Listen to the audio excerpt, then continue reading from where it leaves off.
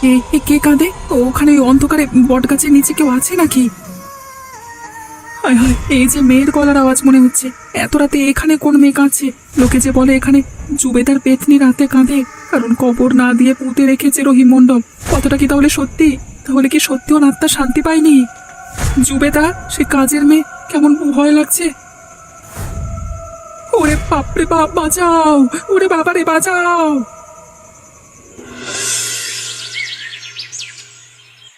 নাসির ভাই, নাসির ভাই, কালকে রাতে কাণ্ড হয়ে গেছে আমার সাথে। কি হয়েছে তোর? সবাই বলে বট গাছের তলায় পেতনি আছে। আমি সত্যিই দেখতে গেছিলাম। তারপর হঠাৎ একটা মেয়ে মানুষের কান্না শুনি, আর হাওয়ায় রক্তমাখা একটা কাপড় উড়ে আসে আমার কাছে। আমি তো ভয় পেয়ে গেছিলাম ভাই। ভালো কথা বলছি, তুই এসব নাক করাস না। চটন, জমিদার সাহেবের জায়গা ওটা, কোথা কি হয়ে যায় তার ঠিক নাই। ওখানে চাবি না দে, বুঝলে? তুমি কি ভাবছো আমি ভয় পাই? ভয় পাই না আমি। কিছু একটা আছে ওখানে, সেটা রহস্য খুঁজে বার করতে হবে আমাকে। ধ্যাৎ, গ্রামের লোকের মতো মাদারা গেছে তো। ভূত প্রেত কিচ্ছু নাই, তোর মতো ছেলে পুলেই যাদের কাজ নাই তারা ভয় চড়ায় যত সব। কি হয়েছে এখানে? না না, কিছু না মালিক। ছোটন বলে বড় গাছের নিচে সত্যি নাকি কিছু আছে। তো বলে নাকি মানে কান্না শুনেছে, রক্তমাখা কাপড় পেয়েছে কালকে রাতে। তুই কিছু বলছি? ওই জায়গার নাম নিবি না মুখেও। ওখানে আমার আব্বার কবর আছে।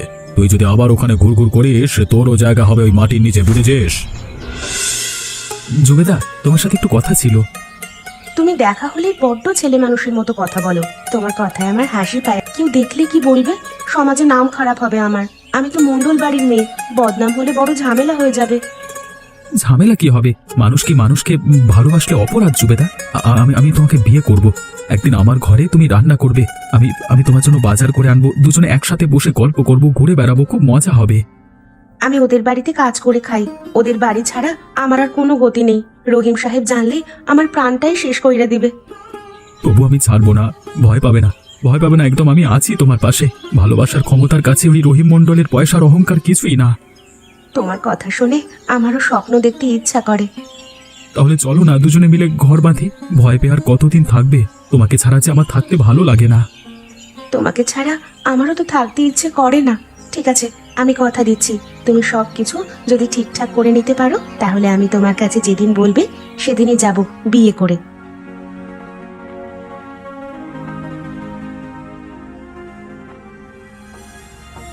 এই আলমের বাচ্চা, অনেক সাহস হয়েছে তোরা। আমার ঘরের কাজের মেয়ের সাথে প্রেম করছিস? এত হিম্মত হয়েছে? গলা কেটে ভাসিয়ে দেব। আমার দাসীকে বিয়ে করবি? এত বড় স্বপ্ন দেখবার অকান্ত কি করে হলো রে? ভালোবাসা কোনো বাধা নিষেধ দেখে হয় না। আমি ওকে ভালোবাসি, ও আমাকে ভালোবাসে। চুপ! আর একটি কথা বললে তোর গলা টুটি আমি ছিঁড়ে দেব। চল জুবেদা, তোকে আমি আমার কাছে রানী করে রাখবো। এই ভিকিরির কাছে আসতে হবে না তোকে। আমি আমি একমাত্র আলমের কাছে খুশি থাকবো। খুশি থাকাচ্ছি তোকে, চল বলছি, চল। আজকে নিয়ে যাচ্ছ যাও, কিন্তু একদিন আমি ঠিক আমার ভালোবাসাকে আমার কাছে নিয়ে আসবোই আসবো। আলম, আলম, তোমাকে খুঁজে খুঁজে আমি পাগল হয়ে যাচ্ছি। তুমি কোথায়? কতদিন হয়ে গেল বাড়িতে নেই তুমি। সেই যে দেখা হয়েছিল, তারপর থেকে তুমি কোথায় চলে গেলে? আমি কোথায় খুঁজবো তোমাকে? চল, মালিক ডাকছে। এই রাতে কেন? আর তাছাড়া আমি আলমকে খুঁজছি। ওকে না খুঁজে পাওয়া পর্যন্ত আমি যেতে পারবো না। আলম খতম হয়ে গেছে অনেক আগে, তুই কাকে খুঁজবি? তার গলা কেটে কবি ভাসিয়ে দিয়েছে মন্ডল বাবু। কি বলছো কি তুমি? ও আর বেঁচে নেই? না না, এটা হতে পারে না। ওকে ছাড়া আমি কেমন করে বাঁচবো? ওকে ওকে ওই শয়তানটা মেরে ফেললো শেষ পর্যন্ত। হায় হায় আলম! সারা জীবন ডাকাতি করে খেয়েছি, অনেক লোককে মরতে দেখেছি, অনেক লোককে মেরেছি নিজের হাতে। আমার সামনে এসব ন্যাকা কান্নার নাটক করিস না। নিয়ে যাওয়ার আদেশ আছে আমার কাছে, তোকে নিয়ে যাবো। আমার আমার যাইতে দেন দয়া করে।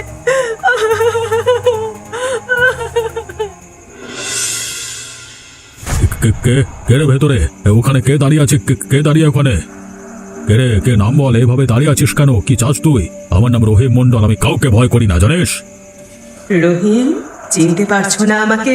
কবর দেওয়ার আগে তুমি আমাকে কিভাবে মেরেছিলে সেটা ভুলে গেছো বোধহয়। আওয়াজ তো জুবেদার, কিন্তু সে কি করে আসবে? আমি তো তাকে নিজের হাতে। না না না না, নিশ্চয়ই কেউ আমাকে ভয় দেখাচ্ছে। আমি ভয় পাই না। সরে যাও বলছি, সরে যাও। কি এটা আমার গলার দিকে এভাবে উড়ে আসছে কেন? রহিম, তুই আলমকে খুন করেছিস। কবর দেওয়ার আগে আমার গলায় ওড়না পেঁচিয়ে মেরেছিস। বলেছিলাম ফিরে আসবো, তুই বিশ্বাস করিসনি। দেখ, আজ আমি ফিরে এসেছি। এবারে তোকে বাঁচাবে কে? কত সাহস আছে? ডাক দেখি তোর নাসির ডাকাতকে।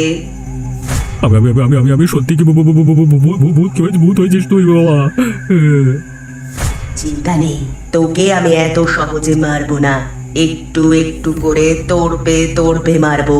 যেভাবে তুই আমাদের জীবনটা শেষ করে দিয়েছিস, সেভাবে আমিও তোর জীবন শেষ করে দেব। তবেই আমার প্রতিশোধ নেওয়া হবে। গলা বন্ধ হয়ে আসছে বাবা, বাঁচাও! আমার গলা শুকিয়ে কাঠ হয়ে যাচ্ছে, হাঁসফাঁস লাগছে, বাঁচাও! দম বন্ধ হয়ে যাচ্ছে, বাঁচাও!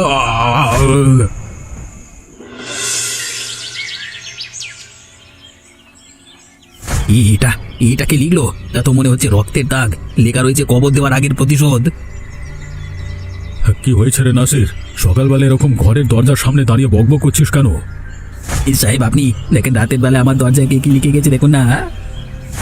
ভয় ভয় পাচ্ছি নাসির, আমিও ঘরে একা থাকতে আর পারলাম না রে। তোর কাছে ছুটে এসেছি তাই। তার মানে আপনার সাথে ওসব হচ্ছে? কালকে রাতে বাড়িতে ঢোকবার সময় হঠাৎ করে দেখলাম একটা সাদা মেয়ের ছায়া মূর্তি। জুবেদার গলায় সে প্রতিশোধের কথা বলছিল। কি বলছেন কি বাবু? আপনার কথা শুনি তো কলিজা শুকিয়ে যাচ্ছে। তার উপর আবার তোর দরজায় এই সর্বনাশ। কিছু বুঝতে পারছি না রে, কি হয়েছে আর কি হচ্ছে আমাদের সাথে। আমরা বেঁচে থাকবো তো আমাদের পাপ আমাদের মেরে ফেলবে না তো বাবু? তুই ভয় পাস না, আমার মনে হচ্ছে কেউ আমাদের ভয় দেখাতে চায়। ভূত টুত কিছু নয়। সাহেব, বাবা কসমকে বলছি, আমার খুব ভয় করছে, খুব ভয় করছে। চুপ কর শালা, ওকে কবর দিতে বলেছিলাম না আমি? তুই কি পাকামো মেরেছিলিস বল, এখন ভয় পাচ্ছিস কেন? ভয় পাই না সাহেব, আপনাকে এতদিন কথাটা বলিনি, কিন্তু এখন বলছি। আমি কবর দিতে গেছিলাম তখনই ঝড় বৃষ্টি শুরু হয়ে যায়। তাই বট গাছের নিচে আমি লাশটা রেখে চলে আসি ভয়তে। সর্বনাশ করেছিস তুই, এবার আমাদের দুজনকে ভুগতে হবে।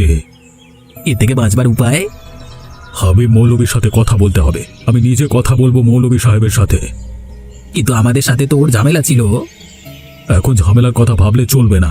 এখন যদি আমরা বাঁচতে চাই তাহলে ও ছাড়া আর কেউ বাঁচাতে পারবে না আমাদের। সাহেব, আমি ওকে পুঁতেছিলাম, কিন্তু হঠাৎ কি হয়ে গেল কিছু বুঝতে পারলাম না। সেদিন সব গন্ডগোল হয়ে গেছিল, আমাদের যেন কিছু না হয়। ভূতের কত বড় সাহস হয়েছে, আমিও দেখবো। এই রহিম মণ্ডলের পেছনে লাগে। শোন, যেটা বলছি খুব সাবধানে থাকবি। অন্ধকার হওয়ার আগে ঘরের ভেতর ঢুকে দরজা বন্ধ করে দিবি। কাউকে বিশ্বাস করবি না এখন। নাসির, এখন তোর পালা। যতই চেষ্টা করে নে, বাঁচতে পারবি না আমার হাত থেকে। সাহেব ওই আবার আমি গ্রাম ছাড়াবো যাবো সাহেব। তুই যদি পালাস আমি তোকে খুন করব, কথাটা মনে রাখিস। মৌলবী সাহেব বাড়িতে আছেন? ও মৌলবী সাহেব।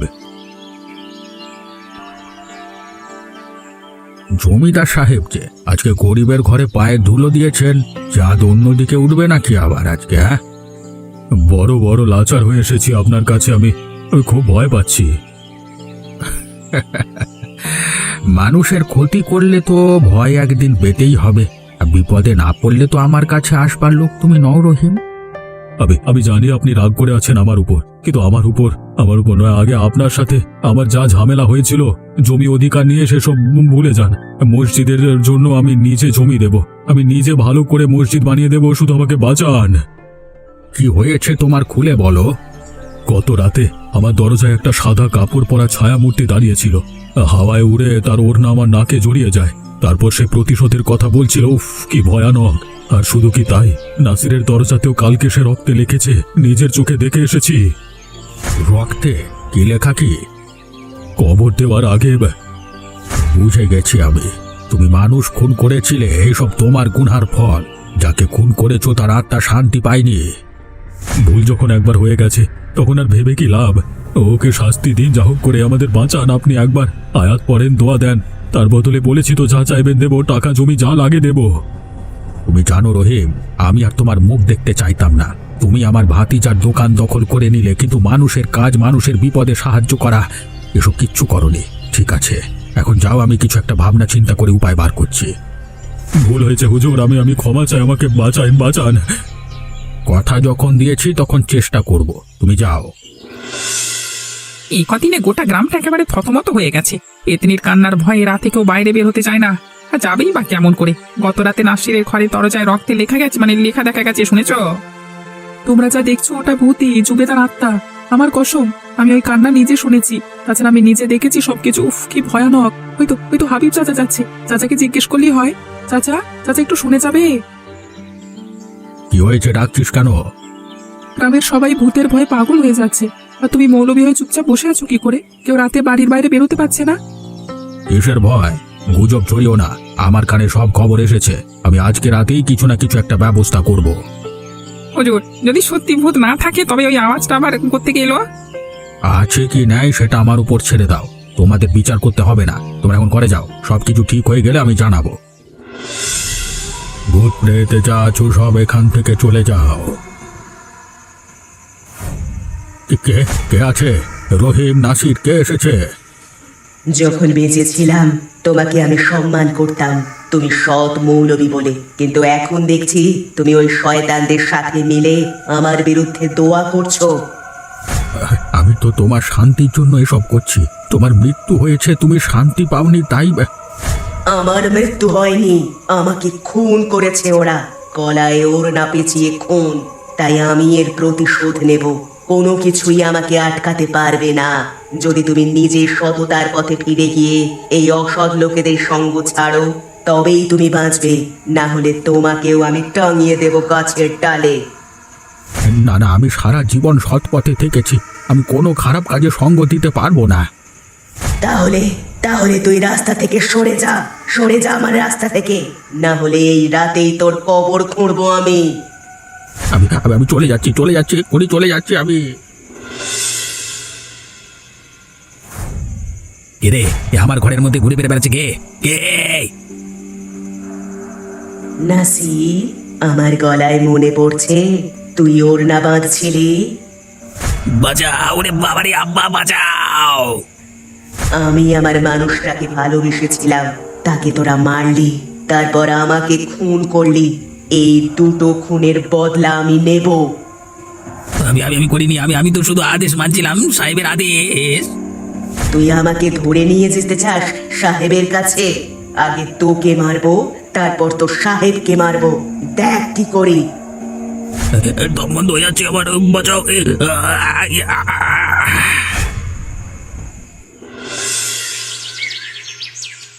একে একে মরছে সবাই। হ্যাঁ, আলম, জুবেদার, পর এবার নাসির, কে জানে পরেরটা কি হবে? আমরা কতদিন বেঁচে থাকবো বুঝতে পারছি না। এটা কোনো সাধারণ ঘটনা না, এটাই বিচার। যারা জুবেদ আলমকে খুন করে তারা একে একে মরছে, এভাবে মরেই নিকে সবে শয়তানের দল। পাপের শাস্তি আল্লাহ নিজেই দেয়। আমি পাপের পথে থাকবো না, তাই ওই শয়তানদের দল ছেড়ে দিয়েছে। তোমরা ভয় পেও না, তোমাদের কিছু হবে না, কারণ তোমরা কেউ পাপের রাস্তায় যাওনি। যারা পাপ করবে তাদের মৃত্যু এভাবেই হবে। তাহলে কি এরপর রহিম মণ্ডল? যদি তার মৃত্যু হয় তাহলে আমরা সত্যি করে জেনে যাব যে খুনের পেছনে ওর হাত ছিল, কারণ একজন যখন শাস্তি পেয়েছে আর একজন পাবেই পাবে।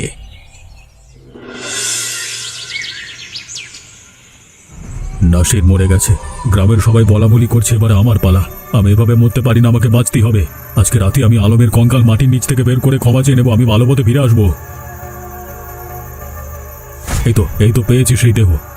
আলম, আমি জানি আমি পাপ করেছি। আমি নিজের অহংকার আর জেদের বশে জুবেদাকে নিজের কাছে বেঁধে রাখতে চেয়েছি। তুমিও সত্যিকারের ভালোবাসা ছিলে, কিন্তু তোমার কাছে যেতে দিইনি, উল্টে তোমাকে খুন করেছি, জুবেদাকে খুন করেছি। আমাকে ক্ষমা করে দাও তুমি, আমি বাঁচতে চাই, মরতে চাই না।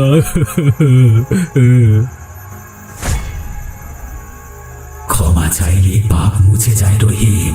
তোকে বলেছিলাম আমি ছাড়বো না, কিন্তু দেখ তোর নসিব, তোকে দিয়ে তোর নিজের হাতে তোর কবর খোলালো। না না না না, আলম, তুই আমাকে মারবি না, আমি সব স্বীকার করছি। আমি তোকে মারবো না ঠিক, তবে তুই বাঁচবি না রহিম। তুই আমাকে শেষ করে দিয়েছিস, আমার ভালোবাসা শেষ করে দিয়েছিস, তোর ক্ষমা নেই। যেভাবে তুই মেরেছিস জুবেদাকে সেইভাবেই তুই মরবি। না, বাঁচাও বাবা। কবর দেওয়ার আগেই তোর বিচার ঠিক হয়ে গেছে, তুই মরবি, ভয়ানক ভাবে মরবি, আর এমন মৃত্যু যে সারা জীবন লোক মনে রাখবে।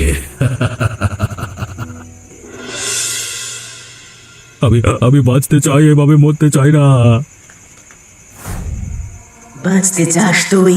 আজ রাতেই তোকে শেষ করে দেব। আমাকে ক্ষমা করে দাও, আমি ক্ষমা চেয়ে নিচ্ছি। ক্ষমা করার আমি কে? ক্ষমা যে করবে আমি তোকে তার কাছে আজ রাতেই পাঠিয়ে দেব। না না না না, আমাকে মেরে ফেলো না, আমি মরতে খুব ভয় পাই। তুই একটা নরপিশাচ, তোকে বাঁচিয়ে রাখলে তুই সমাজের আরো মানুষকে এইভাবেই মারবি। এতদিনে এত মানুষের এত ক্ষতি করেছিস, তাই তোর আজ নিয়তি তোকে এই অবস্থায় নিয়ে এসেছে। তুই মরবি, কারণ আমায় কবর দেওয়ার আগেই তোর নিয়তি লেখা হয়ে গিয়েছিল। না বাবা, দম বন্ধ হয়ে যাচ্ছে আমার। তোমরা কিরকম ভুল করো না আমার মতো। নিজের মতো লোভে আমি শেষ হয়ে যাচ্ছি, বাঁচতে চাই। এতদিনে এবার শান্তি পাইলাম আলম। এ জন্মে বেঁচে থেকে আর এক হওয়া হলো না আমাদের এই শয়তানদের জন্য। তবে সমাজে আরো মানুষ যাতে এর থেকে ক্ষতিগ্রস্ত না হতে পারে, তার জন্য আমরা একে সরিয়ে দিয়েছি। এটাই আমাদের শান্তি। চলো আমরা চলে যাই, আর কখনো ফিরে আসবো না এই সমাজে। শুধু কেউ যদি কখনো এরকম অপরাধ করে, তাদের নিয়তি হয়ে এইভাবেই কবর দেওয়ার আগে খতম করব তাদের।